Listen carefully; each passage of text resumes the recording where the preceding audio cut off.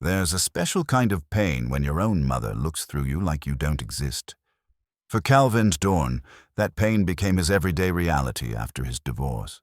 His mother, Viola, publicly cut him off completely for choosing to raise his young daughter, Tessie, all alone. They lived in a cramped rental above a laundromat, barely making ends meet. Then everything changed. A letter arrived. His great-aunt, Thalia, had died and left him her massive Vermont mansion. But standing at those iron gates in the falling snow, Calven knew something wasn't right. This inheritance felt like more than a gift. The mansion held secrets his mother never wanted him to find. What was Viola so desperate to hide? Before we jump back in, tell us where you're tuning in from, and if this story touches you, make sure you're subscribed, because tomorrow I've saved something extra special for you. The alarm clock's buzz cut through the darkness at 5:30, same as every morning. Calven Dorne reached out from under the thin comforter and silenced it with practiced precision, careful not to wake Tessie in the next room. The apartment above Grayson's laundromat wasn't much, but it was theirs, and in the 3 years since the divorce, he'd learned to be grateful for small mercies. He sat up slowly, feeling the cold seep through the worn floorboards. December in Massachusetts meant the landlord's idea of adequate heating left much to be desired. Calven pulled on his thick wool sweater, the one with the patched elbow that Tessie had fixed with mismatched thread last winter, and padded to the narrow kitchen. The apartment consisted of 3 rooms, if you were generous with the definition. A living space that doubled as his bedroom, with a fold-out couch that groaned every time he opened it. A kitchenette with a 2-burner stove and a refrigerator that hummed like a dying bee. And Tessie's room, barely large enough for her twin bed and the bookshelf he'd built from salvaged wood. The bathroom was shared with the hallway, a peculiar arrangement that meant timing your morning routine around the other tenants. But it was clean. That mattered to Calven. He kept it spotless, taught Tessie to respect what little they had. Some nights, lying on that uncomfortable couch, he wondered what his mother would think if she could see him now. Then he remembered she'd made her feelings abundantly clear 3 years ago, and the wondering stopped. He started the coffee, the cheap kind that came in a plastic container, and began preparing Tessie's lunch. Peanut butter and honey sandwich, an apple he'd gotten on sale, carrots in a small bag. He added 3 of the chocolate chip cookies he'd baked on Sunday, a small luxury they could barely afford, but one he insisted on. She was 11 years old. She deserved something sweet in her day. The floorboards creaked behind him. "You're up early, Dad." Tessie stood in her doorway, wearing her flannel pajamas and thick socks, her dark hair tangled from sleep. She had her mother's eyes, green and observant, but her steady calm was all her own. At 11, she possessed a maturity that sometimes broke Calven's heart. No child should have to grow up quite so fast. "Couldn't sleep," he admitted, handing her a glass of orange juice. "Big day. I'm covering 3 classes at the high school." "Mr. Peterson still out?" "Pneumonia. They're saying another week at least." Calven poured himself coffee, savoring the warmth of the mug in his hands. "Which means we can actually buy decent groceries this week." Tessie smiled, settling at their small table. "Can we get that pasta sauce you like?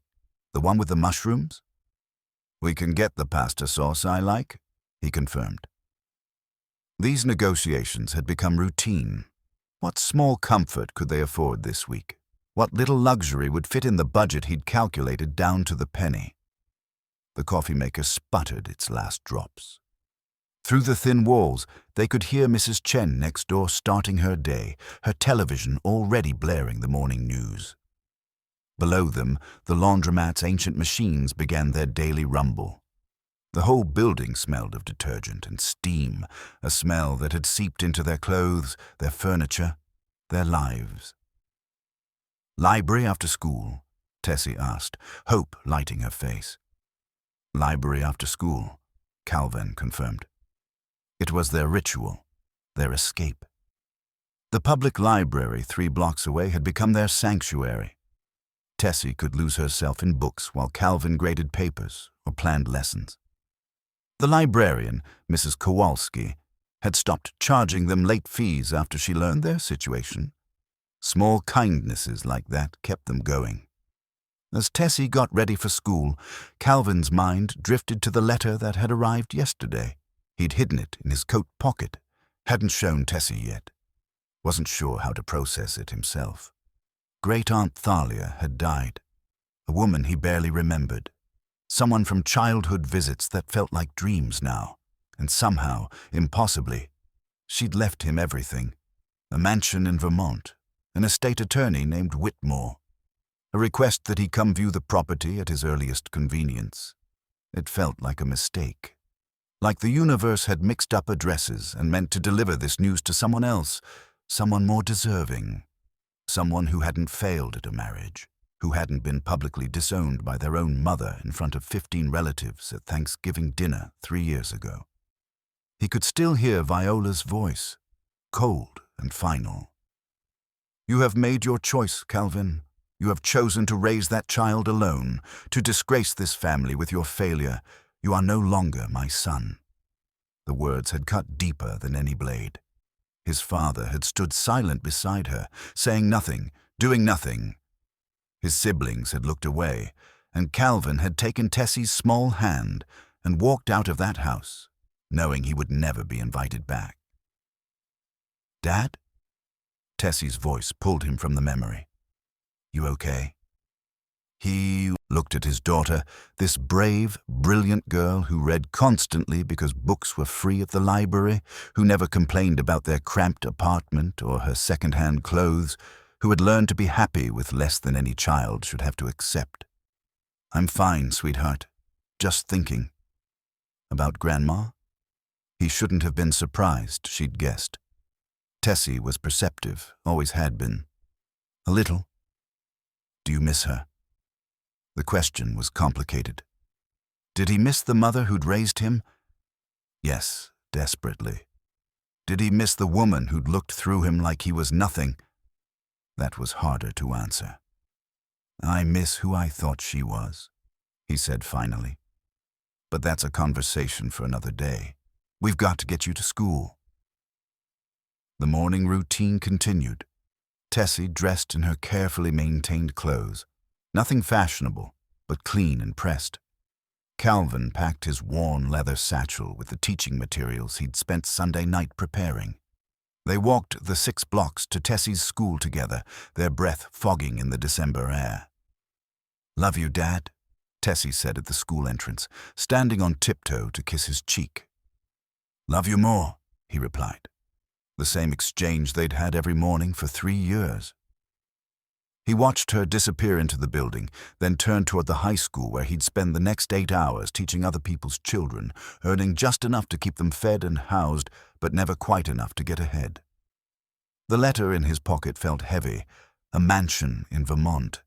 It sounded impossible. It sounded like the answer to prayers he'd stopped praying. It also sounded too good to be true. That night, after the library and dinner, spaghetti with butter and the last of the Parmesan cheese, Calvin finally showed Tessie the letter. They sat together on the lumpy couch, the television off, the apartment quiet except for the laundromat's distant rumble. Tessie read carefully, her lips moving slightly as she processed each word. When she finished, she looked up at him with those serious green eyes. "A mansion?" "That's what it says." "Did you know her? Great-aunt Thalia?" "Barely.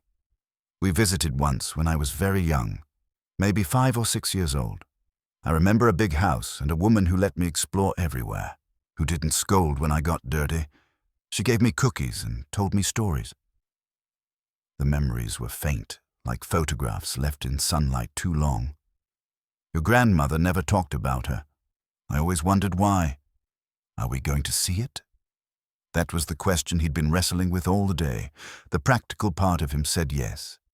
Even if they didn't keep it, even if it needed to be sold, an inheritance was an inheritance. It could change everything for them. But the cautious part, The part that had learned not to hope too hard because disappointment hurt worse when you'd allowed yourself to dream, that part said to be careful. "I think we should," he said slowly. "At least see what we're dealing with. The attorney says there's an estate, some property. Even if we sell it, that could mean real stability for us." Tessie nodded, but her expression had turned thoughtful. "Do you think Grandma knows?" "About the inheritance?" "I don't know. I haven't spoken to your grandmother in 3 years, Tessie. She made it clear she didn't want contact." "That's sad," Tessie said quietly. "She's missing so much. Missing you. Missing me." Out of the mouths of babes, Calven thought. His 11-year-old daughter had more emotional wisdom than his 67-year-old mother. "It is sad," he agreed. "But sometimes people make choices they can't take back, or won't take back, and we have to live our lives anyway." They sat together in comfortable silence. Outside, someone's car alarm went off, then stopped. Mrs. Chen's television murmured through the walls. The building settled with its familiar creaks and groans. "When would we go?" Tessie asked. "Winter break starts next week. We could drive up, meet with the attorney, see the place, make some decisions. What if it's amazing? Then we figure out what to do with amazing." He pulled her close, kissed the top of her head. "But let's not get ahead of ourselves. It's probably going to need work. Might be falling apart. Might not even be worth the property taxes." But even as he said it, a small flame of hope flickered in his chest. A mansion in Vermont. A great-aunt who'd remembered him when his own mother had forgotten. Maybe, just maybe, something good could come from loss.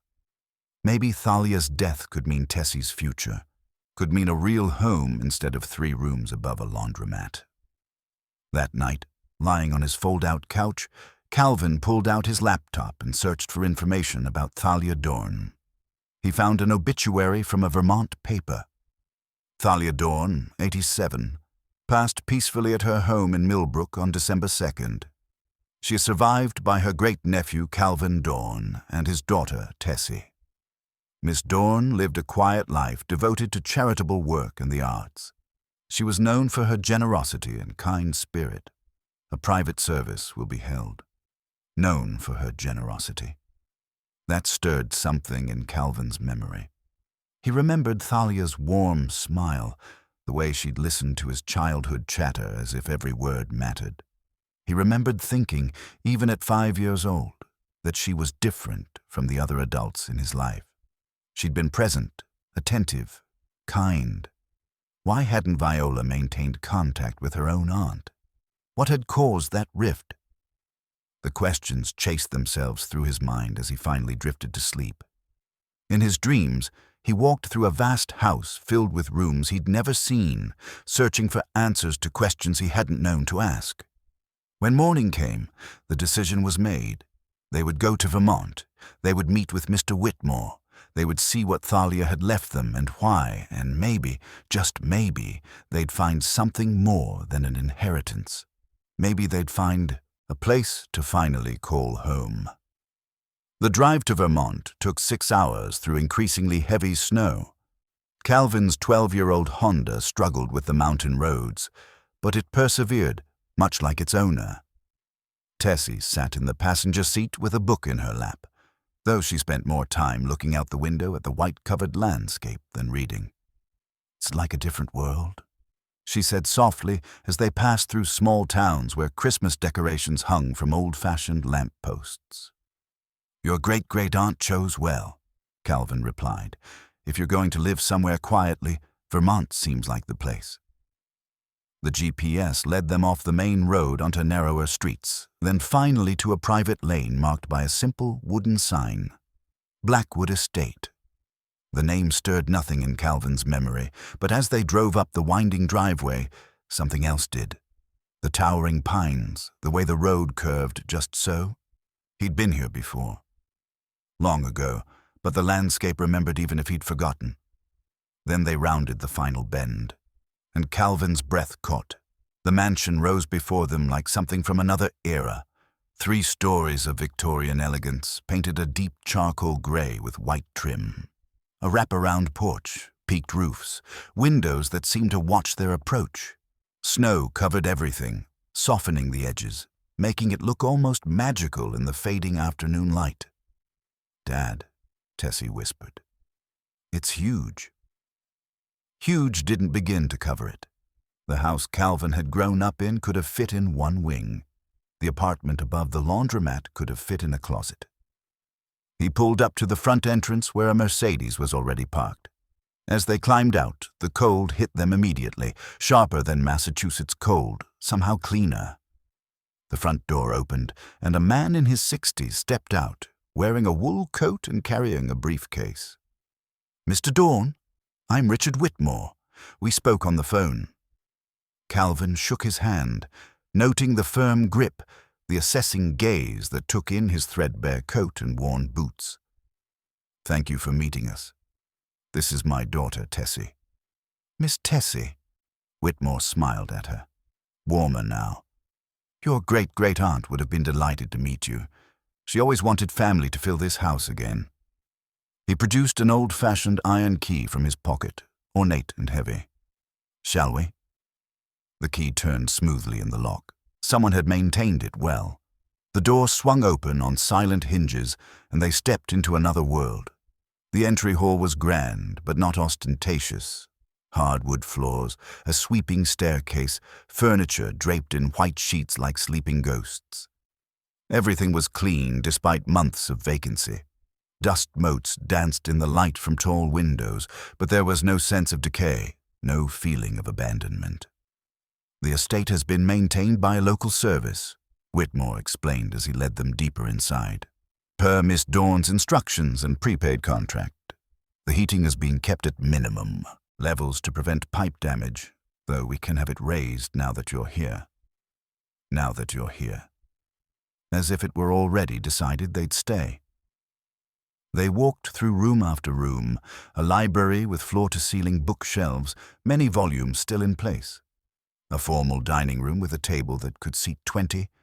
A music room with a grand piano under a cloth cover. A kitchen that was surprisingly modern, clearly renovated within the last decade. Multiple sitting rooms, each with its own character and charm. Tessie's eyes grew wider with each discovery. She paused in the library, running her fingers along the spines of books, her expression reverent. In the music room, she carefully lifted the piano cover, revealing polished wood and ivory keys. "Did she play?" Tessie asked. "Beautifully, from what I understand," Whitmore replied. Though in her later years, her arthritis made it difficult. The second floor held 6 bedrooms, each with its own bathroom. One was clearly Thalia's, kept as she'd left it, with personal items still on the dresser, a reading chair by the window, a bed made with a faded quilt. The others were guest rooms, waiting for visitors who rarely came. The third floor was an attic space, partially finished, filled with trunks and boxes and decades of accumulated memories. When they returned to the main floor, Whitmore led them to a study off the library. He gestured for them to sit in leather chairs worn soft with age, then opened his briefcase and withdrew several documents. "The will is straightforward," he began. "Miss Thalia Dorne leaves her entire estate. The house, grounds, all furnishings, and a trust fund established for maintenance and taxes, to her great-nephew Calven Dorne and his descendants. There are no strings attached, no requirements. It is yours to do with as you wish." Calvin felt dizzy. "A trust fund?" "For property taxes, basic upkeep, utilities. Approximately 40,000 per year, adjusted for inflation." Miss Dorne was quite practical in her planning. She didn't want the estate to become a burden. 40,000 per year, more than Calvin made in a good year of substitute teaching. "I don't understand," Calvin said slowly. "Why me? I barely knew her. There must be other family, closer family." Whitmore's expression became carefully neutral. "There are other relatives, yes. Your mother, for instance. But Miss Dorne was very specific. The estate goes to you. My mother knows about this. I am not at liberty to discuss that, Mr. Dorne. However, the will was filed properly, all notifications sent as required by law. If anyone had wished to contest, they had ample opportunity. Calven sat back, mind reeling. Viola knew, had to know, and she'd said nothing, done nothing. The silence spoke volumes. There's something else, Whitmore continued. Miss Dorne left this for you specifically. She asked that I give it to you when you first saw the house. He withdrew an envelope from his briefcase, aged but carefully preserved. Calven's name was written on it in elegant script. With trembling hands, Calven opened it. Inside was a single page, the same elegant handwriting. Dear Calven, he read aloud, his voice catching.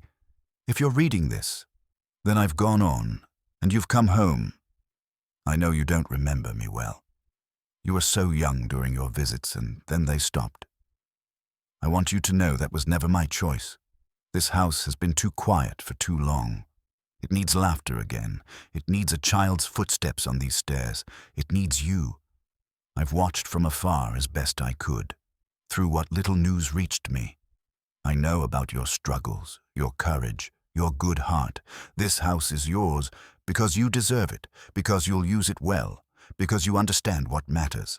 But more than that, it's yours because you were always meant to be here. There are things in this house, papers, letters, pieces of history.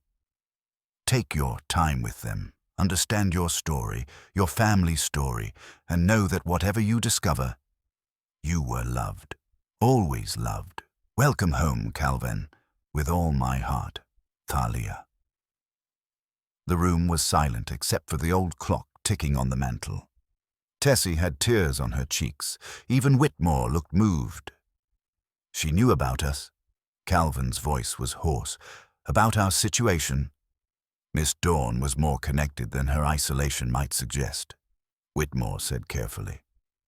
She had ways of learning about family, even when contact was cut off. Even when contact was cut off. By Viola. Always by Viola. Mr. Dorne, I should tell you, Whitmore hesitated. There's a room on the second floor, the one with the locked door you might have noticed. Miss Dorne's instructions were specific. That room is not to be opened until you're ready. The key is in her bedroom, in the bottom drawer of her dresser, but she wanted you to choose the moment. What's in it? Family papers, history, things she thought you should know but not be forced to confront immediately. More secrets. More things Viola had never shared. Calven looked at Tessie, saw hope and wonder in her face, looked around at the beautiful study, imagined them living here, really living here. Heat that worked, rooms to breathe in, a library for Tessie, stability, safety, home. We'd like to accept, he said, if that's all right. We'd like to stay. Whitmore smiled, genuine warmth replacing his professional demeanor. Miss Dorne would be very pleased. I'll have the paperwork prepared. In the meantime, the house is fully functional. The trust can advance funds for groceries, supplies, whatever you need to settle in. That night, after Whitmore had left, after they'd chosen bedrooms and brought in their few bags from the car, Calven stood in the kitchen making hot chocolate. Through the window, he could see snow falling steadily, blanketing the grounds in deeper white. Tessie appeared in the doorway, wearing her pajamas and thick socks. Dad, is this real? He held out his arms and she came to him, letting him hold her close. It's real, sweetheart. It's really real. Why did Great Aunt Thalia do this for us? I don't know yet, but I think we're going to find out. Outside, the wind picked up, howling softly around the eaves. The house settled around them with creaks and sighs, learning the weight of new occupants. And somewhere, locked away on the second floor, secrets waited to be discovered. The first week passed in a blur of discovery and adjustment. The heating system, once cranked up to comfortable levels, revealed itself to be remarkably efficient despite the house's age. Calven learned which floorboards creaked, which windows stuck, which rooms caught the morning sun. The house was teaching them its rhythms, and they were learning to move within them. Tessie claimed the bedroom overlooking the gardens, a space twice the size of their entire apartment back home. She spent hours arranging her books on the built-in shelves, setting up her small collection of treasures on the windowsill. Calven took a room down the hall, modest by the house's standards, but palatial compared to his fold-out couch. They explored systematically, one room per day. The house revealed itself in layers. Each space held remnants of Thalia's life. A half-finished crossword puzzle, reading glasses left on a side table, slippers beneath a chair. It felt both strange and comforting, like being trusted with someone's private world. On the fourth day, while investigating the kitchen's many cabinets, Tessie discovered the recipe box. It sat on a high shelf, a faded tin decorated with painted strawberries. She brought it down carefully, and they opened it together at the kitchen table. Inside were hundreds of recipe cards, each in the same elegant handwriting from Thalia's letter. Some were yellowed with age, ingredients listed in measurements that predated standardization. Others were more recent, clipped from magazines and annotated in the margins. "Look, Dad." She wrote notes on everything. Tessie pulled out a card for apple pie. In the margin, Thalia had written, "Used Vermont apples, September 1982. Perfect day." They spent an hour reading through the cards, each one a small window into Thalia's life. But as Calven examined them more closely, he noticed something odd. Some cards had dates that seemed wrong. A recipe for Christmas cookies noted December 1965 for the last good year. A pot roast recipe. Made this for V's birthday, June 1966. She didn't come. V. Viola. Why did she write those things? Tessie asked, her finger tracing the spidery script. I don't know, Calven admitted. But I think maybe Aunt Thalia was keeping track of more than just recipes. The next morning, they ventured into town. Millbrook was quintessentially Vermont. A main street with a general store, a diner, a small library, and a handful of other shops. Christmas decorations hung from every lamp-post, and people moved with the unhurried pace of those who knew their neighbors. At the general store, an elderly woman behind the counter looked up as they entered. Her name tag read, Betty. "You must be Thalia's great-nephew," she said, no question in her statement. "Word travels fast here. Welcome to Millbrook." "Thank you. I'm Calven, and this is Tessie." Thalia was a good woman, Betty said, ringing up their groceries. Kept to herself mostly, but generous when it counted. Paid off medical bills for folks who couldn't manage. Funded the school library. Never wanted recognition. "I'm learning she was remarkable," Calven replied. She was that. Betty paused, then added carefully, "She talked about you sometimes. Said she hoped you'd find your way here eventually." The words settled over Calven like a warm blanket. Thalia had thought of him, had hoped, had waited. They were loading groceries into the car when a woman approached. She was perhaps 70, wearing a practical winter coat and boots, her silver hair pinned back neatly. Calven Dorne. At his nod, she extended her hand. "I'm Margaret Pelletier. I live about a mile down the road. I knew your great-aunt." "It's nice to meet you, Mrs. Pelletier. Please, call me Margaret. I wanted to welcome you and see if you need anything. Settling into that big house can't be easy." "We're managing, thank you. Everyone has been very kind." Margaret's eyes, a sharp blue, studied him. "You look like your mother. Same bone structure." The mention of Viola created an awkward pause. Margaret seemed to notice. "I knew Viola too," she said quietly. "Long ago, before she left Vermont." Calven's attention sharpened. "My mother lived here?" Oh, yes. She and Thalia both, before Thalia took over the house permanently. Margaret glanced at Tessie, who was examining a snowbank, then back to Calven. There's history in that house, Calven. Things Thalia lived with for a long time. If you need someone to talk to while you're sorting through it all, I'm available. Before he could respond, she pressed a casserole dish into his hands. Chicken and vegetables.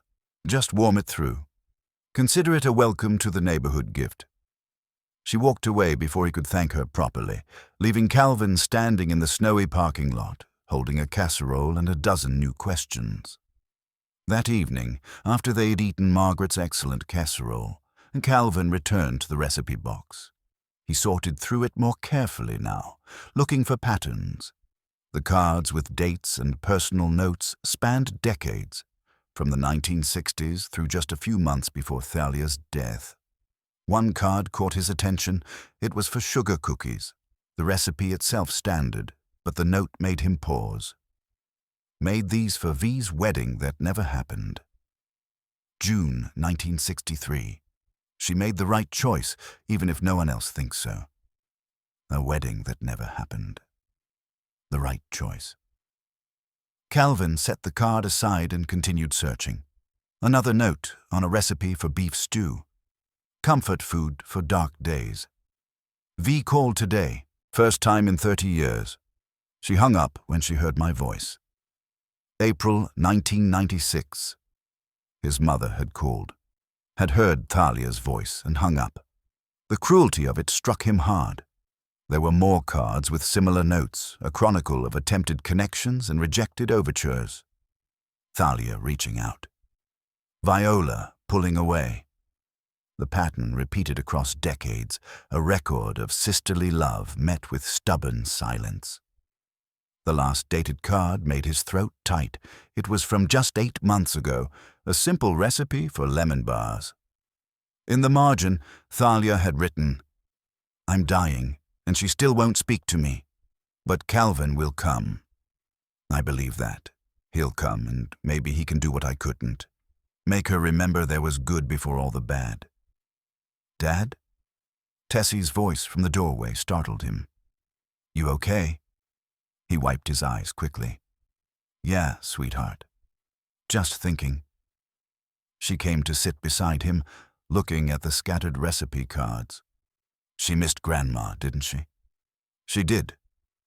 And Grandma never came. No. Tessie was quiet for a moment. People are complicated. Out of the mouths of babes. They are indeed. That night, Calven couldn't sleep. He wandered the house, learning it in darkness. The shadows seemed deeper, more knowing. He found himself standing outside the locked room on the second floor, the one Whitmore had mentioned. Family papers, history, things Thalia wanted him to know. He wasn't ready yet, but he was beginning to understand that, ready or not, he needed to know. The recipe box had shown him that much. There was a story here, a painful story that had shaped his mother into the woman who could disown her own son. A story that had kept two sisters apart for decades. He thought about Margaret Pelletier's words. There's history in that house, things Thalia lived with for a long time. Standing in the dark hallway, snow falling softly outside the windows, Calven made a decision. He would find out what happened. He would understand why Viola had cut herself off from everyone who loved her. Not to excuse her cruelty, but to understand it, and maybe, just maybe, to find a way to break the cycle before Tessie inherited another generation of family silence. The house creaked around him, settling into the cold night. Somewhere in its many rooms, answers waited. Calven just had to be brave enough to find them. 3 days later, while searching for extra blankets in Thalia's bedroom, Calven found the photograph. It had slipped between the mattress and bed frame, discovered only when he'd pulled the bed away from the wall to reach a fallen pillow. The photo was faded but clear. 2 young women stood arm in arm at what appeared to be a summer fair. They wore sundresses from the early 1960s, their hair styled in the fashion of the time. Both were laughing at something beyond the camera's frame, faces lit with genuine joy. Calven recognized Thalia from other photos around the house. She'd had the same kind eyes throughout her life. But the other woman made his breath catch. Viola, his mother, no older than 30, radiant with happiness. She looked nothing like the stern, cold woman who'd disowned him. This Viola was beautiful, unguarded, alive. On the back, in Thalia's handwriting, Summer Fair, July 1963, the last good summer, V and me before everything changed. Before everything changed. The phrase echoed the recipe card note, December 1965, the last good year. Something had happened between 1963 and 1965 that had fractured his mother's life and driven the sisters apart. Calven began searching more deliberately. If there were clues in the recipe box, there would be more elsewhere. He started with Thalia's bedroom, going through drawers carefully, respectfully. In the bottom drawer of her dresser, beneath folded sweaters, he found a bundle of letters tied with ribbon. They were Thalia's letters to Viola, returned unopened. Postmarks spanned from 1967 to 2005. Dozens of attempts at contact, all rejected. But tucked among them were 3 letters that had been opened. 3 times Viola had read what her sister had to say. Calven sat on the floor and read them. The first, postmarked March 1967. Dearest V, I know you're angry. I know you blame me. But I swear on everything I hold sacred, I never told them. I never betrayed you. Whatever they said, whatever they claimed, it wasn't me. Please, can we talk? Please don't shut me out. You're my sister. I love you. T. The 2nd, July 1980. V, it's been 13 years. I miss you every day. I see you got married, had children. I'm so happy for you, and so sad I wasn't there. Please, we're the only ones left who remember. We're the only ones who know the truth. Don't let that die with silence. T. The 3rd, November 1995. Viola, I'm begging you. Let me explain what really happened. Let me tell you what I found out after you left. You're carrying guilt that isn't yours to bear, and anger at me that I don't deserve. I understand why you thought what you thought, but you were wrong. Please, before it's too late. T. What had Viola thought? What guilt? What had Thalia discovered? The letters raised more questions than they answered, but they confirmed one thing: whatever had happened wasn't simple. There were layers here, misunderstandings built on misunderstandings. Financial reality intruded on his historical research. The trust fund covered the house's maintenance, but they still needed income. Calven reached out to the local school district and was hired almost immediately as a substitute teacher. Apparently, rural Vermont had the same teacher shortage as everywhere else. Tessie enrolled at Millbrook Elementary. On her first day, Calven walked her to the small brick building, noting how different it was from her crowded Boston school.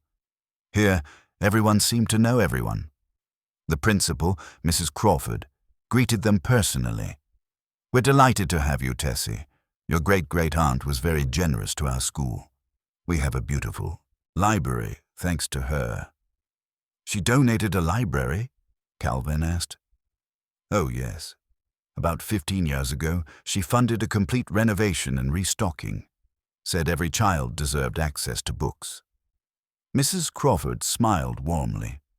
She had strong feelings about education. Used to say it was the one thing no one could take away from you. After school, Tessie bubbled with excitement. She'd made a friend, a girl named Sophie who also loved to read. They'd eaten lunch together and planned to meet at the library over the weekend. Watching his daughter smile so freely, seeing her settle into a life with space and stability, Calven felt the weight of gratitude. Whatever Thalia's motives, whatever family drama had driven her choices, she'd given them an incredible gift. That weekend, while Tessie was at the library with Sophie, Calven accepted Margaret Pelletier's invitation for coffee. Her house was smaller than Thalia's, but equally well maintained, filled with the comfortable clutter of a long life. "I knew you'd come eventually," Margaret said, pouring coffee into delicate china cups. "No one can live in that house without becoming curious about its ghosts." "You said you knew my mother." "I did. We all did. Millbrook was smaller back then. Everyone knew the Dorne sisters, beautiful, inseparable. Thalia was the practical one, steady. Viola was the dreamer, passionate about everything." "What happened to her?" Margaret was quiet for a long moment, studying him. "How much do you know?" "Almost nothing. I know there was a falling out. I know my mother blamed Thalia for something. I know there was a wedding that didn't happen in 1963. "Robert Carlyle," Margaret said. "Good man, came from money. Their parents arranged it, and Viola went along at first. Then she fell in love with someone else." "Who?" "That's where it gets complicated, Calven. And painful. Are you sure you want to know?" "I need to understand her. She disowned me, Margaret. Cut me off completely for the crime of being a divorced single father. I need to know why she became so rigid, so cruel." Margaret sighed. "She wasn't always cruel. Before it all went wrong, Viola was the kindest person I knew. But people do terrible things to themselves when they're trapped between love and duty." She stood and retrieved a scrapbook from a shelf. "I kept these. Newspaper clippings mostly. I was young then, impressionable.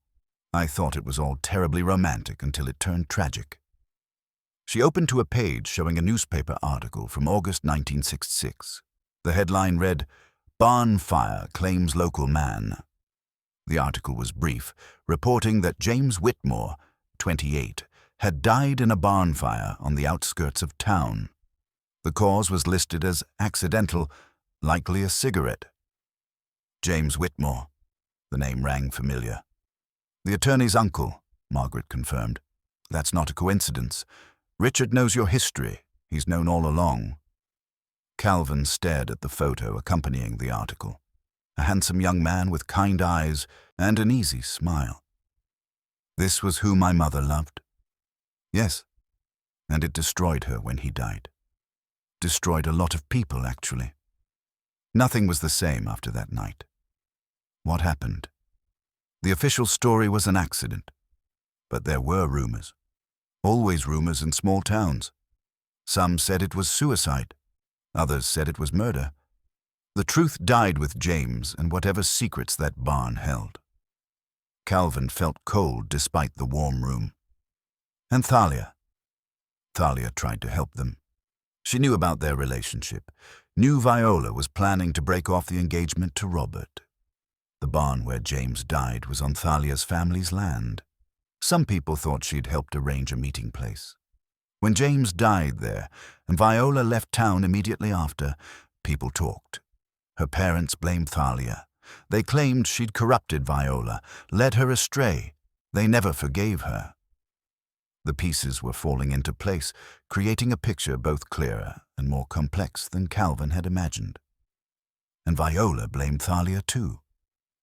That's what I always assumed. She left, married someone else quickly, never came back. As far as I know, she never spoke to Thalia again." Calven sat back, mind racing. His mother had loved James Whitmore. James had died in a fire.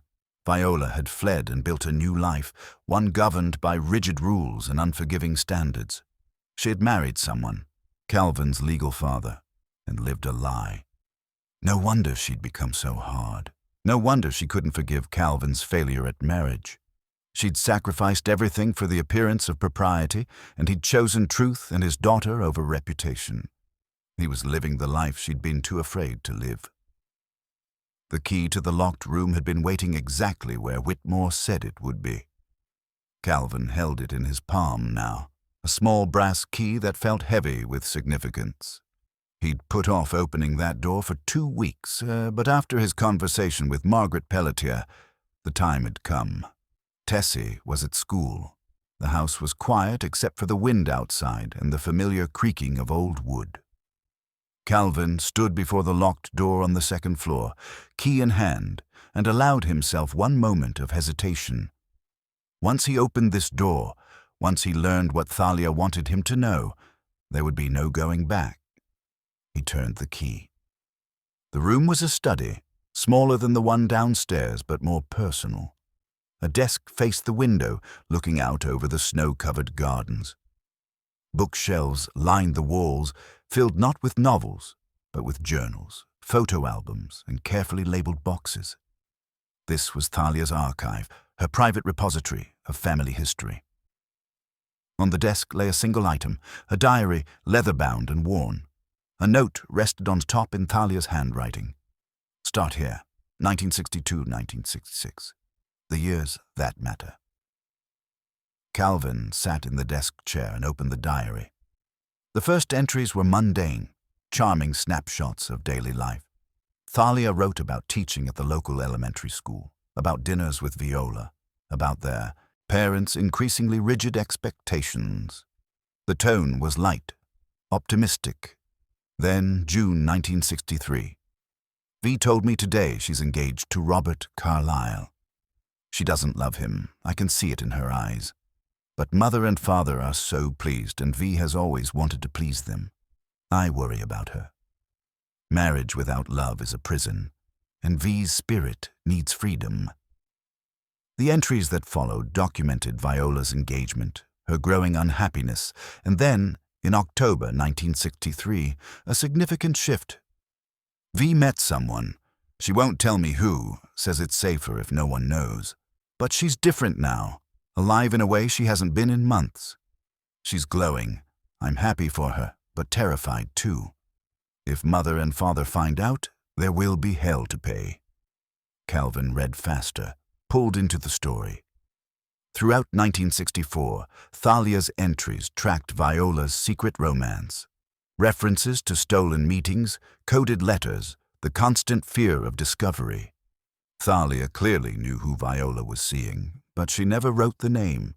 Only initials, J.W. James Whitmore. By early 1965, the situation was deteriorating. Viola wanted to break off her engagement to Robert, but their parents forbade it. The wedding was planned for June. The family reputation depended on it. March 1965. V is desperate. She and Jay want to run away together, but she's afraid of what it will do to the family. Father has already threatened to disown her if she embarrasses him. I told her real love is worth the risk, but she's so scared. I offered to help them, to let them use the old barn on the property as a meeting place, somewhere private where they could talk without fear. Was that wrong? I don't know anymore. Calven's chest tightened. Thalia had helped them, had given them the barn, and James had died there. May 1965. They are planning to elope next month before the wedding to Robert. Jay has saved money, has a job lined up in Boston. V will break the engagement just before they leave. I'm so proud of her courage and so afraid of Father's reaction. But she deserves happiness. They both do. Then a gap. No entries for 3 weeks. When the diary resumed, the handwriting was shaky, almost illegible. June 15th, 1965. He's dead. James is dead. The barn burned last night, and he was inside. They say it was an accident, a cigarette, but I don't believe it. V won't speak. She came here after, covered in soot, in shock. She wouldn't tell me what happened. She just kept saying, "It's my fault. It's all my fault." Then her parents came and took her away. They're sending her somewhere, won't say where. They blame me. Father said I corrupted V, that I helped her sin, that I'm responsible for this tragedy. They've cut me off completely. June 20th, 1965. V left a note. It said, "You told them. You betrayed me. I'll never forgive you." But I didn't tell anyone. I kept her secret. I protected her. How can she think I betrayed her? What happened that night? What does she believe I did? The subsequent entries chronicled Thalia's pain and confusion. She'd been exiled from her own family, blamed for something she didn't understand. She'd moved permanently to the mansion, using her inheritance to live independently. For months, the entries were filled with grief and questions. Then, November 1965. I've been investigating, asking questions, piecing together what I can. Mrs. Morrison at the post office finally told me something. She said Father was there that night, at the barn. She saw his car leaving around the time the fire started. Why was Father there? Did he follow V? Did he confront James? December 1965. I confronted Mother today, asked her directly if Father had anything to do with James's death. She didn't deny it. She said, "Your father protected this family from disgrace. That's all you need to know." Protected this family. Dear God, did Father start that fire? Did he kill James? And V thinks I told him where to find them. Calvin's hands shook. His great-grandfather had murdered James Whitmore, and Viola thought Thalia had betrayed her location. The entries continued, documenting Thalia's attempts to reach Viola, to tell her the truth. But Viola had married someone else, a man named Edward Dorne, Calvin's legal father, just 6 months after James's death. She'd rebuilt her life quickly, desperately, burying her past. January 1966. V is pregnant, I heard through relatives who still speak to me. The timing means it's James's child. She's married to Edward, and she'll raise James's baby as his. The lie compounds the tragedy, and she still won't let me explain what really happened. Calvin set the diary down, feeling dizzy. He was James Whitmore's son, not Edward Dorne's. His entire identity, his entire family tree was built on lies and grief. He stood and searched the room more thoroughly. In a box labeled evidence, he found newspaper clippings, witness statements Thalia had collected over the years, and a folder labeled Fire Investigation Unofficial. Inside were handwritten notes from a retired fire inspector Thalia had hired privately in 1975. The inspector's conclusion: fire originated from accelerant near the barn door, not from interior smoking materials, as official report claims. Pattern consistent with intentional ignition. Victim likely trapped by external force. Official investigation was cursory, possibly influenced by family standing in community. Calvin sat on the floor, surrounded by the detritus of family tragedy. His grandfather had murdered the man his mother loved. Viola had spent her whole life carrying guilt that belonged to her father, and Thalia had lived in exile, blamed for a betrayal she never committed. No wonder his mother had become so rigid, so unforgiving. She'd survived by building walls, by following rules, by never allowing herself or anyone else to deviate from the path of propriety. Calvin's divorce, his choice to be a single father, had threatened that carefully constructed life, had reminded her of everything she'd lost. Understanding didn't equal forgiveness, but it was a start. Calvin spent the rest of the day in that room, reading through everything Thalia had compiled. There were more diaries, covering the decades that followed. Letters Thalia had written but never sent, detailing what she'd learned, begging Viola to listen. And finally, a shoebox hidden behind a loose baseboard in the closet, discovered only when Calvin accidentally knocked against it while reaching for another box.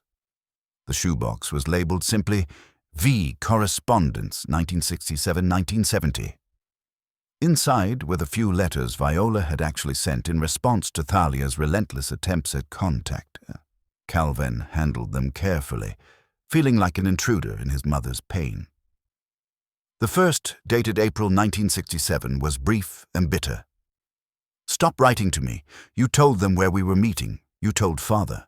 Because of you, James is dead and my life is ruined. I can never forgive you. Don't contact me again. V." Thalia's response, also in the box, unsent: "I didn't tell anyone. I would never have betrayed you. It was Father who killed James, not some accident. I have evidence if you'll just let me show you. Please, V, I'm your sister. I love you. I would never hurt you. T. Another letter from Viola, dated July 1968. I don't care about your evidence. It doesn't change what happened. It doesn't bring him back. I have a son now. I have a life I'm building. I can't look back. Stop trying to make me look back. V. A son. She'd been writing about him, about Calven. The correspondence was sparse. 3 letters from Viola over 3 years, each colder than the last. And then nothing. Viola had stopped responding entirely, but Thalia had kept trying, kept writing, right up until her death. The final unsent letter, dated just 3 months before Thalia died, read, V, I'm dying. Cancer. I have months, maybe less. I'm not writing for forgiveness anymore. I'm writing because Calven deserves to know his real father. He deserves to know that James was a good man who loved you completely. He deserves to know you're carrying anger meant for our father, not for me. I'm leaving him the house. I'm leaving him all of this. The history, the truth. He'll find it, and he'll understand what you never let yourself understand. You made James's child pay for your guilt, just like our parents made you pay for theirs. Break the cycle, Viola, before it's too late. T. Calven sat with that letter for a long time, tears streaming down his face. Thalia had understood everything, had seen the pattern so clearly, and she'd given him this inheritance not just as financial security, but as truth, as ammunition to break the cycle. That evening, Margaret Pelletier appeared at the door with another casserole and a knowing look. You found it, she said simply. It wasn't a question. How did you know? Because I know that look, the one that says the world just reorganized itself around you. She set the casserole on the kitchen counter. May I sit? They settled in the library, and Calven found himself telling her everything. The diary, the letters, the evidence that his grandfather had murdered James Whitmore, that he, Calven, was James's son, not Edward Dorne's. Margaret listened without interruption, her expression grave. When he finished, she was quiet for a long moment. I suspected some of it, she admitted. The timing never made sense otherwise. You were born 8 months after the fire. Either Viola had an incredibly premature baby who somehow survived in 1966, or you were James's child. Did Richard Whitmore know? Almost certainly. His father, James's brother, knew about the affair. He would have known about you, but your mother's husband accepted you as his, and that made you legally his son. No one was going to challenge it. Calven thought about Edward Dorne, the man he'd called father until his death 10 years ago. A distant man, emotionally unavailable, but never cruel. Had he known? Had he raised another man's child out of love for Viola? Or out of duty? What do I do with this? Calven asked. This information changes everything, but my mother won't even take my calls. What do you want to do with it? I want her to know I understand. I want her to know that Thalia never betrayed her, that she lived with undeserved guilt for 50 years. I want her to know that I don't blame her for what she became, but I won't let it poison Tessie's life too. Margaret smiled sadly. Those are good wants, but wanting and achieving are different things. Your mother has built a life on that guilt, on those walls. Taking them down might break her. Leaving them up broke our family. Also true. Calven made a decision. He went to the desk and pulled out paper, began writing. Dear Mother, he started, then stopped. He crumpled the paper and started again. Viola, he wrote. Better to be direct. The letter took him 3 hours to compose. He wrote about finding the house, about Thalia's diary, about the evidence. He wrote about understanding her pain, her fear, her need for control. He wrote about being James Whitmore's son and what that meant to him.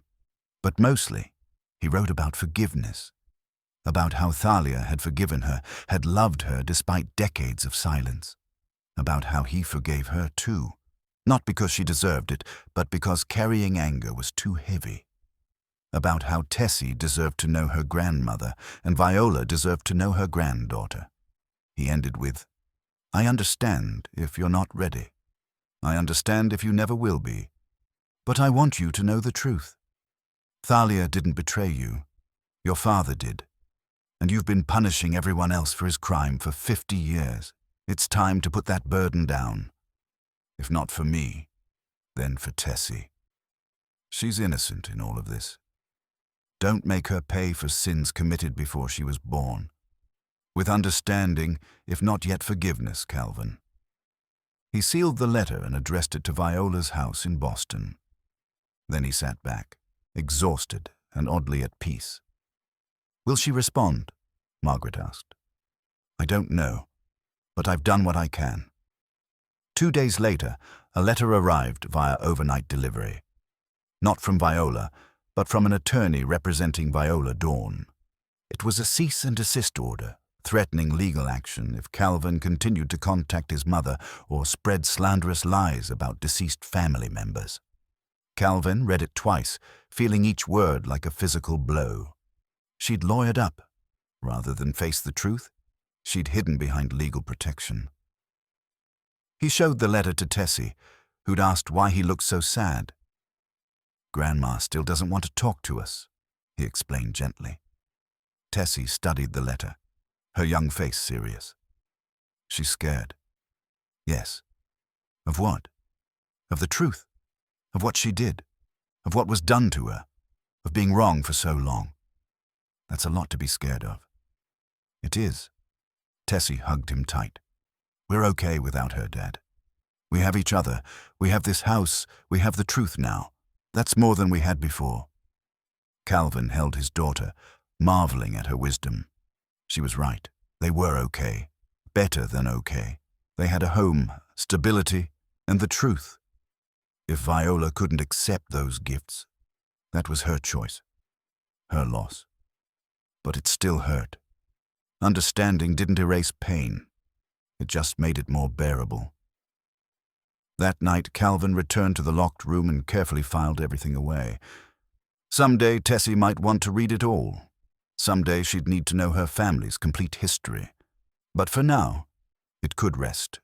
The truth was known, even if not yet acknowledged. He was James Whitmore's son. That changed nothing about who he was, but it explained so much about why Viola had become who she was. And in understanding, Calven found a strange sort of peace. 3 weeks after the cease and desist letter, Richard Whitmore called requesting a meeting. His tone was formal, careful, and it set Calven's nerves on edge. They met at Whitmore's office in town, a small suite above the hardware store that served as Millbrook's de facto legal center. "There's something else," Whitmore said without preamble once they were seated. "Something Miss Dorne asked me to give you only after you'd had time to settle, to understand the basics. I believe that time has come." He withdrew an envelope from his safe, sealed with wax that bore Thalia's initial. "This is addressed to you specifically. She was adamant that it not be opened except in your presence, and only when you were ready to know everything." Whitmore's expression was somber. "I think you should know before you open it that I'm mentioned in the contents. The information will affect me as well." Calven broke the seal and pulled out several documents. On top was a letter in Thalia's handwriting, dated just 2 weeks before her death. "My dear Calven," it began, "if you're reading this, you found the diaries. You know about James and Viola. You know about the fire. But there's one more truth, the most important one. The one I couldn't put in writing while I lived, but the one you deserve to know now. I hired a private investigator in 1985. I needed certainty about what happened that night. I needed proof of what my father did, not just for me, but for you. Because I suspected even then that you might be James's son, and I wanted you to have the full truth someday. The investigator found a witness, old Henry Morrison, who lived in a cabin near the barn. He saw everything that night but was too frightened to come forward. My father was a powerful man, and Henry was just a poor farmer with everything to lose. Henry's account was recorded. He saw your grandfather arrive at the barn after Viola and James were already inside. He saw the confrontation. He heard my father shouting that he'd rather see his daughter dead than disgraced. He saw my father lock the barn door from outside and set the fire. But here's what I never knew until Henry told the investigator. James didn't die in the fire. He made it out, badly burned, barely conscious, but alive. Viola got him out through a side window they broke together. My father was already gone, believing he'd killed them both. Viola took James to the only person she could trust, James's brother, Harold. Harold Whitmore, Richard's father. Harold got James to a hospital in the next county, registered under a false name. James lived, Calvin. He lived for another 3 days. Long enough to know that Viola was carrying his child. Long enough to make Harold promise to watch over that child from a distance. Long enough to tell Viola he forgave her, that he didn't blame her for her father's actions. When James died, from his injuries, from the smoke, from the trauma, they buried him quietly. Harold arranged it all. The official story stood. James Whitmore died in an accidental barn fire. Case closed. Viola left immediately after. She cut off everyone, including me, because the truth was too painful. She'd watched the man she loved die slowly, in agony, because of her father's hatred. She married Edward 2 months later, already showing, already broken. She built her new life on silence and control, because those were the only things that made her feel safe. But here's the truth that changes everything. You are James Whitmore's son, not just by blood, but legally. Before James died, he and Viola married. Harold performed the ceremony in the hospital, completely legal, completely binding. They were married for 3 days before he passed. Your mother was a widow when she married Edward Dorne. You were James's legitimate child. The marriage to Edward was legal because her first husband had died, but she never put James on your birth certificate. She gave you Edward's name. Let everyone believe the timeline made sense. She did it to protect you from scandal, from questions, from her father's reach. But it means you're not the product of an affair or a secret romance gone wrong. Your parents were married. They loved each other.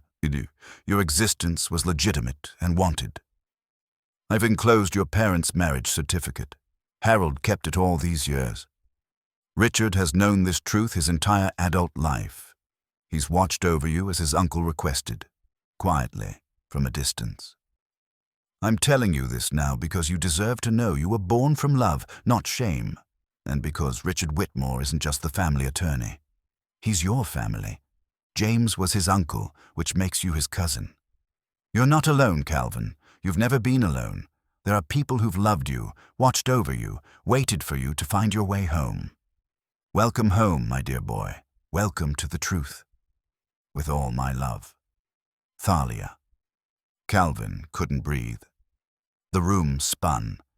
He read the letter again, then a third time, before finally looking up at Richard Whitmore, at his cousin, who sat across the desk with tears in his eyes. You knew, Calvin whispered. You've always known. My father told me when I was 18, made me promise to honor Uncle James's request, to watch over you, to help however I could without revealing why. Richard's voice was thick with emotion.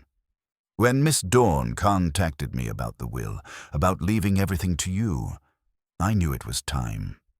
She and I talked many times about when to tell you, how to tell you. She wanted you settled first, wanted you to understand the context before hitting you with this. Calvin looked at the marriage certificate. His parents, James Patrick Whitmore and Viola Ann Dorne. Married July 15th, 1966. Witnessed by Harold Whitmore and a hospital chaplain, 3 days before James's death. I have a family, Calvin said, the words feeling surreal. An actual family. James's family. We've wanted to know you your whole life, Richard said. But Viola made it clear. Any contact, any acknowledgement, and she'd disappear completely. We couldn't risk losing all connection, so we waited. My father waited until his death 5 years ago.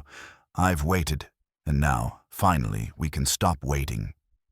He stood and moved around the desk, and suddenly Calvin was being embraced by a man he'd thought was just a professional acquaintance.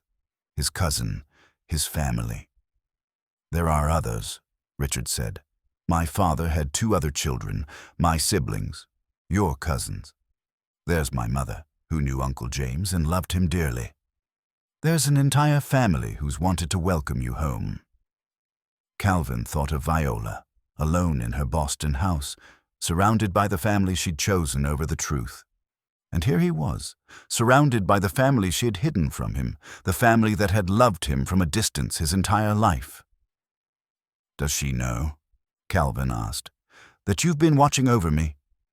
"I don't know what she knows or suspects. We haven't spoken since you were a baby. She cut us off as completely as she cut off Thalia." The cease and desist letter, was that really from her? Richard nodded grimly. Her attorney is unfortunately doing exactly what she asked. She's built walls so high she can't see over them anymore. Calvin stood and walked to the window, looking out at Millbrook's snowy Main Street. Everything had changed. He wasn't the product of scandal and shame. He was the son of a man who'd loved his mother enough to marry her in his dying days. He had family who'd waited decades to claim him. And Viola had spent those decades in self-imposed exile, carrying unnecessary shame, punishing herself and everyone around her for choices that weren't even hers. "I want to meet them," Calvin said. "James's family. My family." "They're ready whenever you are." "My mother especially. She's 83 now, but sharp as ever. She's wanted to meet you since the day you were born." Calvin turned back to Richard. "And I want to try one more time with Viola. She needs to know I know everything now, that I understand, that I'm not judging her, just asking her to stop judging herself. She may not listen. She probably won't, but I have to try, for James, for Thalia, for Tessie, and for me." Richard nodded slowly. "Then we'll try together. Family helps family. That's what Uncle James would have wanted. Family." The word felt different now. Heavier, fuller, real. Calvin had spent 3 years believing he was alone except for Tessie. Now he knew he'd never been alone at all. The revelation sent Calvin into a week of emotional turmoil. He'd wake in the middle of the night, mind racing through everything he'd learned, everything it meant. He was James Whitmore's legitimate son. His parents had been married, however briefly. His mother had lived with this secret for nearly 50 years. Tessie noticed the change immediately. At 11, she'd developed the ability to read his moods with uncanny accuracy. "You found out something big, didn't you?" she asked one morning over breakfast. Calvin set down his coffee and looked at his daughter, his brilliant, perceptive daughter who deserved the truth as much as he had. "I did. Something that changes our family history." He took a breath. "Your grandfather, the man I always called father, wasn't actually my biological father." Tessie's eyes widened, but she didn't interrupt. "My real father was a man named James Whitmore. He loved your grandmother very much. They were even married for 3 days before he died from injuries he got trying to protect her from her father, your great-great-grandfather. So Grandma was a widow. She was. And then she remarried and never told anyone. She let me believe Edward Dorne was my father my whole life." Tessie processed this slowly. "So that's why she's so angry all the time. She's sad. She lost someone she loved and never got over it. Out of the mouths of babes." "That's exactly right. And Mr. Whitmore, the attorney, is my cousin. James was his uncle. There's a whole family that's wanted to know us, but your grandmother kept us apart." Tessie was quiet for a moment. "Are we going to meet them? Would you like to?" "There are family. Of course I want to meet them. The simplicity of her response made Calven smile. No complicated feelings about loyalty or betrayal, just the straightforward acceptance that family mattered, regardless of how they'd been kept apart. Richard arranged the meeting for the following Saturday. It would be held at his mother's house, a sprawling farmhouse just outside Millbrook. The guest list included Richard's mother, Eleanor, his 2 siblings and their families, and a few of James's closest friends who were still living. The night before, Richard brought Calven something he said he'd been saving for the right moment. It was a pocket watch, tarnished with age but still functional. On the back, an inscription, "For our future, JW to VD, summer 1966. Uncle James was wearing this when he was injured, Richard explained. It stopped at 11:47 p.m., the exact time of the fire. My father kept it all these years. He wanted me to give it to you when you were ready. Calven held the watch, feeling the weight of history in his palm. His father had carried this, had given it to Viola as a promise of their future, a future that had been stolen from them. Thank you, Calven managed, his voice rough with emotion. There's something else. Richard withdrew a photograph from his wallet. This is the only picture I have of Uncle James and Viola together, taken secretly, probably by my father. I thought you should see what they looked like when they were happy. The photograph showed a young couple on a riverbank, obviously unaware they were being photographed. James had his arm around Viola, and she was laughing at something he'd said. Both looked utterly content, completely in love. Calven could see himself in James's features, the same jawline, the same way his eyes crinkled when he smiled. She was so young, Calven whispered. 25. James was 28. They thought they had all the time in the world. That night, Calven showed everything to Tessie. The watch, the photograph, the marriage certificate. They sat together on the library couch, pieces of history spread before them. They look happy, Tessie observed, studying the photograph. They were. Do you think Grandma still remembers being that happy? I don't know. I hope so. I hope she hasn't forgotten everything good that happened before everything went wrong.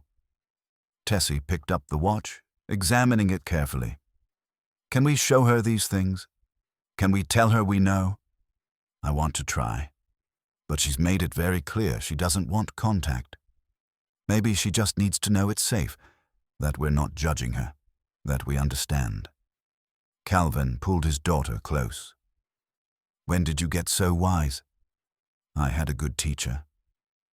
The meeting with James's family was overwhelming in the best way. Eleanor Whitmore was a small woman with sharp eyes and a warm smile that reminded Calven immediately of the grandmother he'd never known he should have had. You look so much like him, she said, touching Calven's face gently. James would be so proud of the man you've become, of the father you are. Richard's siblings, David and Patricia, welcomed Calven and Tessie without reservation. They were cousins too, second cousins technically, but family nonetheless. Children running around, adults sharing stories, a genuine family gathering that Calven had never experienced growing up in Viola's cold, formal household. They shared stories about James, his kindness, his sense of humor, his absolute devotion to Viola, despite knowing the relationship was dangerous.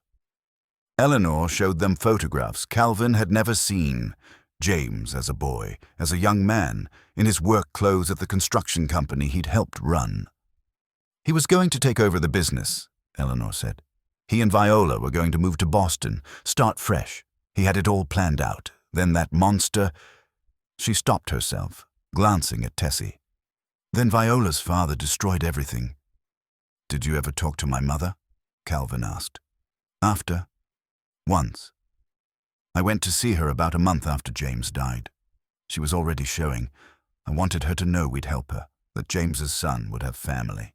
She refused to see me, sent a message through her husband that the past was dead and I should respect that. She was protecting herself the only way she knew how, Calven said. I know that now. Then I was just angry. Angry at her for cutting us off, for denying us our nephew, for pretending James never existed. Eleanor's eyes filled with tears. But I've had 50 years to learn forgiveness. I just hope she's learned it too. Over lunch, Calven made a decision. He stood and cleared his throat, waiting for the conversations to quiet. I want to thank you all for welcoming us, for waiting so patiently to be part of our lives. Tessie and I have been on our own for a long time, and it means everything to know we have family. He paused, gathering courage. I'm going to try to reach out to my mother one more time.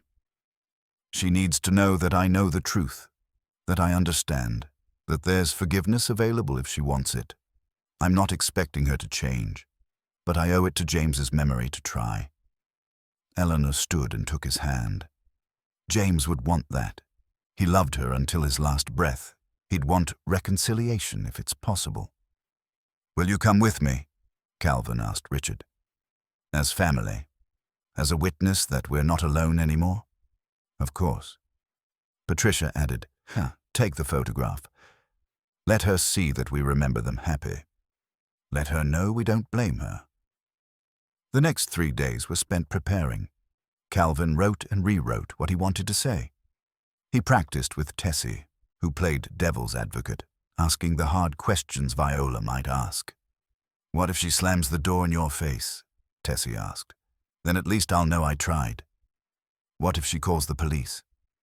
Then we leave. We don't push.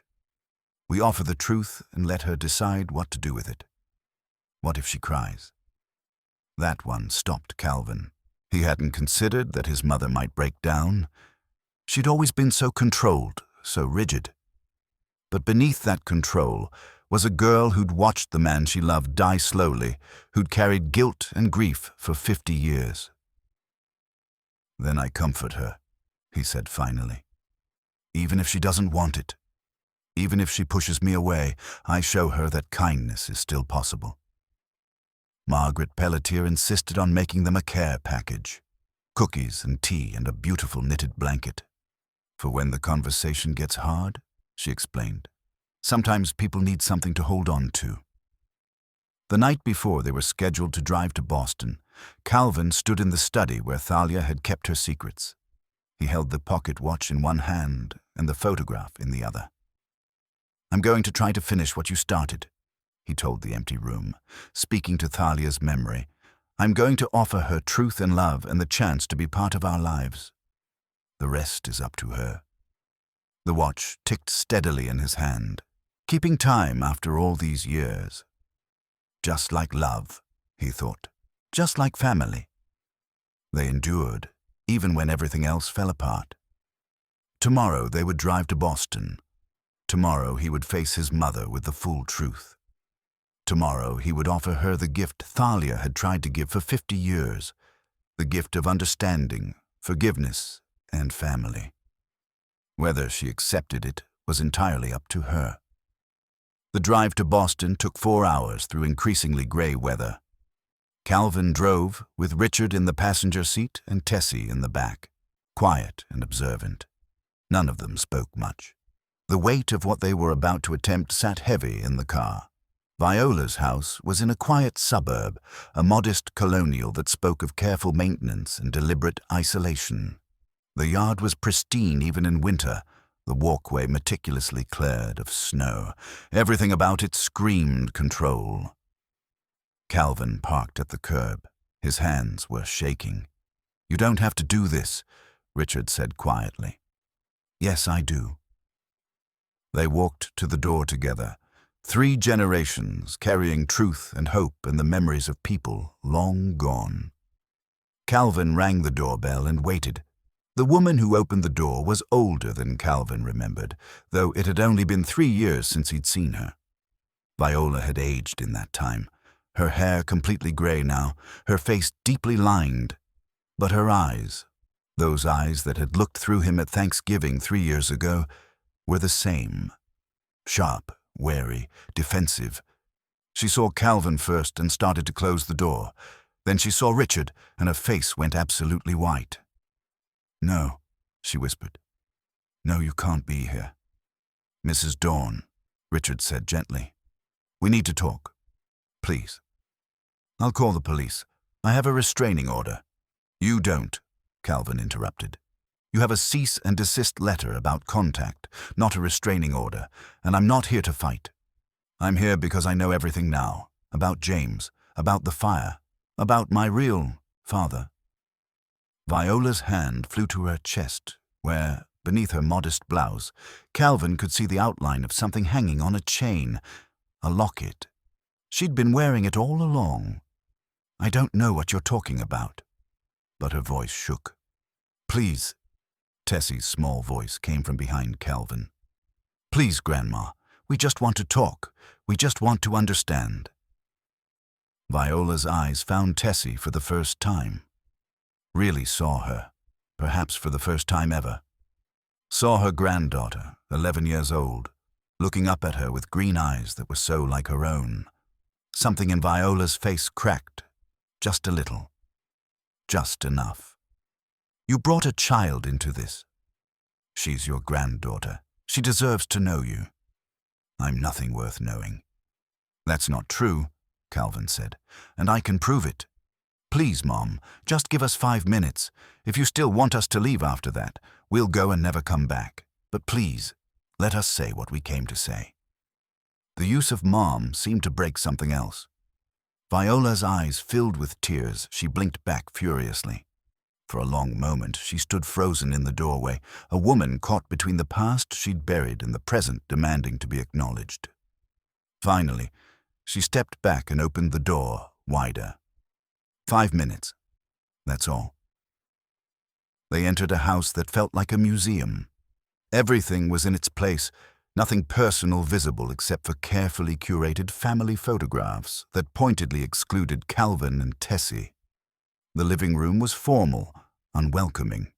They sat on furniture that looked expensive and uncomfortable. Viola remained standing, arms crossed, defenses fully engaged. But Calven could see her hand kept going to that locket at her throat, a nervous gesture she probably didn't even realize she was making. How did you find out? She asked finally. Thalia left me everything, the house, her diaries, the evidence she'd collected, and Richard's father's testimony about what really happened that night. Viola's eyes flickered to Richard. Harold's dead. 5 years ago, Richard confirmed, but he left me everything, including Uncle James' last wishes. Don't. The word was sharp, desperate. Don't say his name. James Whitmore, Calven said gently. My father, your husband, the man who loved you enough to marry you in a hospital bed while dying from burns your father gave him. Viola's control shattered. She sat down hard on the nearest chair, hand pressed to her mouth, tears streaming down her face. The locket chain broke under her grip, and the locket fell open in her lap, revealing a tiny photograph of a young man with kind eyes and a smile full of promise. You kept his picture, Calven whispered. All these years. Viola looked at the locket in her hands as if seeing it for the first time. When she spoke, her voice was barely audible. I've worn him every day. Every single day for 50 years, and I've worn my shame right alongside him. The silence that followed was profound.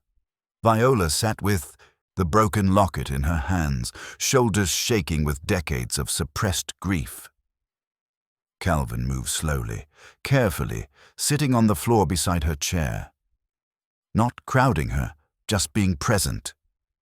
I blame Thalia, Viola finally said. I thought she told my father where we were meeting. I thought she betrayed us. She never did, Calven said gently.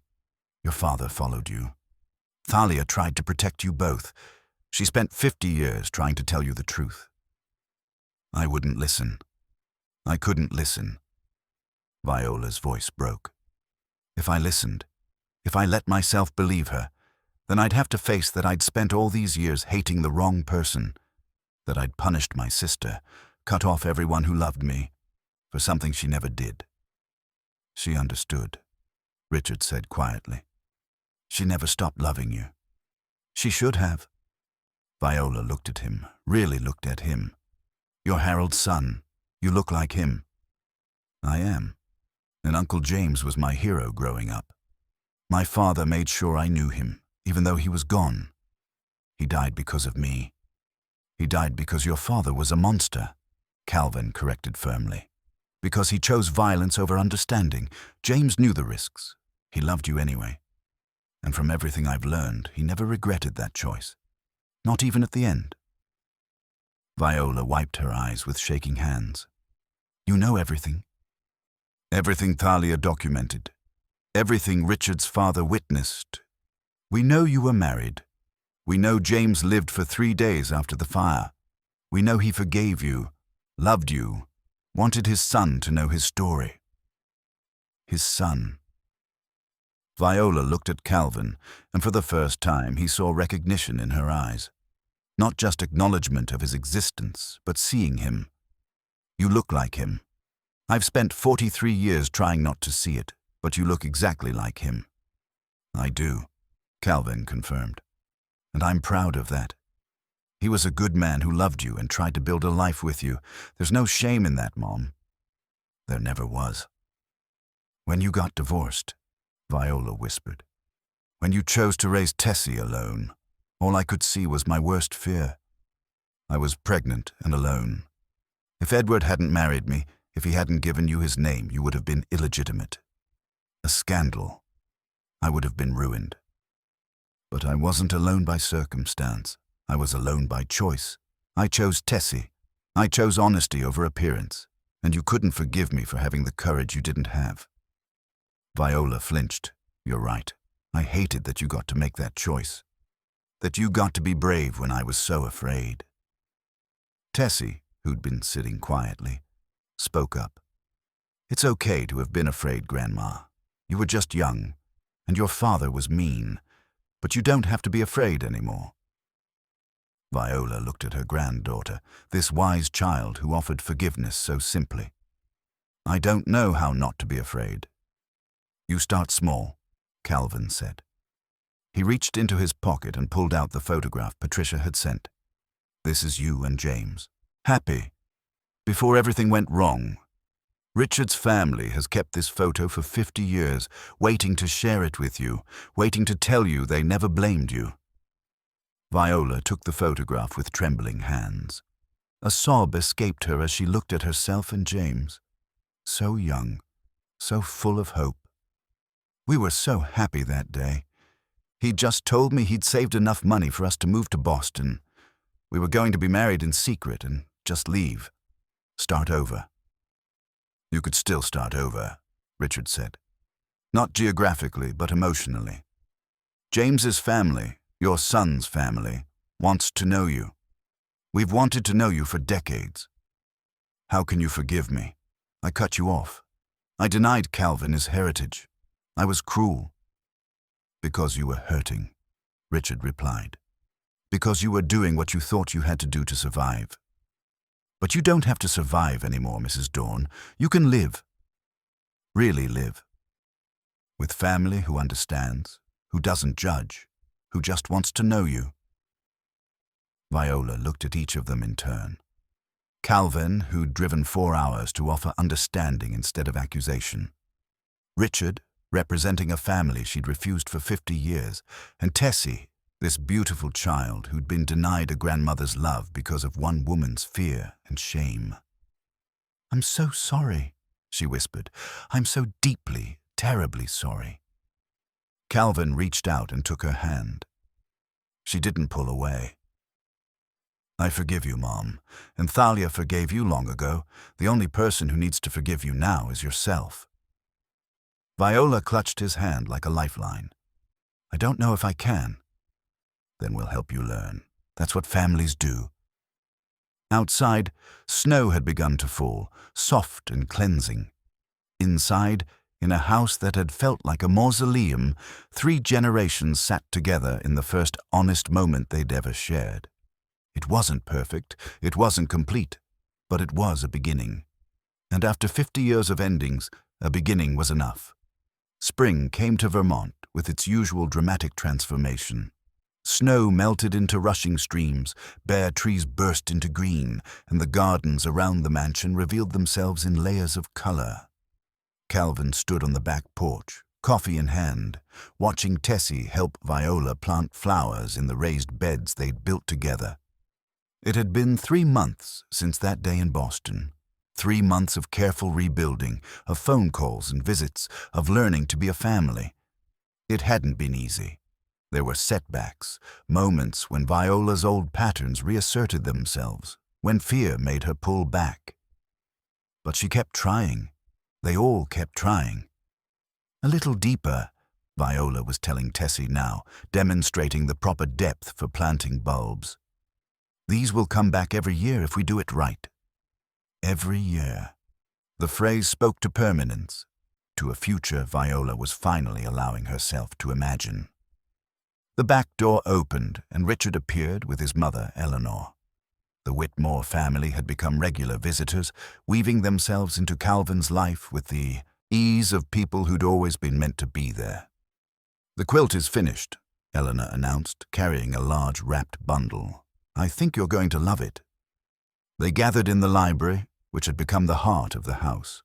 Books lined the walls, comfortable furniture invited long conversations, and photographs now covered every surface. 3 generations finding their way back to each other. Eleanor unwrapped the bundle carefully, revealing a quilt of extraordinary beauty. Each square represented a family member, carefully designed and stitched together. Calven recognized the patterns immediately. They were from Thalia's unfinished quilt, the one they'd found in the attic with that final note pinned to it. For when the family is whole again. Thalia had made 20 squares before she passed, Eleanor explained. "I finished the rest. Here's James, here's Thalia, here's Viola as a young woman, and here are all of us now, Calven, Tessie, everyone who's part of this family." In the center was a square showing a house, the mansion, with windows glowing warmly. Home. Viola reached out to touch the square that represented her younger self. She never stopped believing we'd come back together. "She knew love was stronger than fear," Eleanor said. "She just had to wait for the rest of us to figure it out." They spread the quilt across the large reading table, admiring Eleanor's work. The final square, the one Thalia had left unfinished, now showed all of them together. A family, complete at last. "I want to show you something," Viola said quietly. She left the room and returned a moment later, carrying a small wooden box. "I've kept these all these years. I thought they were just painful memories. But Calven's been helping me understand they're more than that. Their history, their truth." She opened the box to reveal letters. Dozens of letters from James, written during their courtship when they had to communicate in secret. Love letters, full of hope and plans and promises. "I want Tessie to have these someday," Viola said. "So she knows what real love looks like. So she knows her grandfather was a good man who loved fiercely and bravely." Tessie came to stand beside her grandmother, and Viola's arm went around her automatically now, the gesture becoming natural through repetition. "Thank you, Grandma. Thank you for giving an old fool a second chance." The afternoon dissolved into the comfortable rhythm they'd developed. Richard and Calven discussed the scholarship fund they were establishing in James's name. Money from Thalia's estate combined with contributions from the Whitmore family, designed to help young people from difficult circumstances pursue education. Eleanor and Viola pored over old photographs, filling in gaps in family history, reclaiming memories. That evening, after everyone had left, Calven walked the grounds with Viola. The gardens were coming back to life under her care, responding to attention they hadn't received in years. "I never thought I'd be here," Viola said. "In this house, surrounded by family, at peace." "Thalia knew you would be. Eventually. She had more faith than I deserved. She had exactly the right amount of faith, and she was patient enough to wait." They stopped at the old barn site. It had been cleared long ago, but Viola had insisted on placing a memorial there, a simple stone marker engraved with James's name and dates, and the words, "He loved bravely." Viola knelt and placed fresh flowers at the stone, something she did weekly now. "I'm learning to forgive myself. It's harder than forgiving everyone else. It usually is. But I'm trying, for you, for Tessie, for James." She stood and looked at Calven. "You saved me, you know. Coming here, refusing to give up on me. You saved my life. You saved yourself. I just held the door open." They walked back to the house as twilight deepened. Through the windows, they could see Tessie in the library, reading in the same chair Thalia had favored. The house was full of life again, full of voices and laughter and the comfortable sounds of family. "This is what she wanted," Viola said softly. "Thalia wanted the house filled with family, wanted us to find our way back to each other, wanted the secrets to finally stop causing pain. She gave us a gift," Calven agreed. "Not just the house or the money. She gave us the truth. And truth, it turns out, really does set you free." Inside, Tessie called for them. "Time for dinner," she said. Time for the family meal that had become their nightly ritual. Calven looked at the mansion. His home, his inheritance, his responsibility and joy. In its windows, light glowed warm and welcoming. On its porch, 3 generations were learning to be a family. In its rooms, memories both painful and precious were finally being honored. Thalia had been right. The house had been too quiet for too long. It had needed laughter again, needed a child's footsteps on the stairs, needed people who understood what mattered. It had needed love. And now, finally, it had it.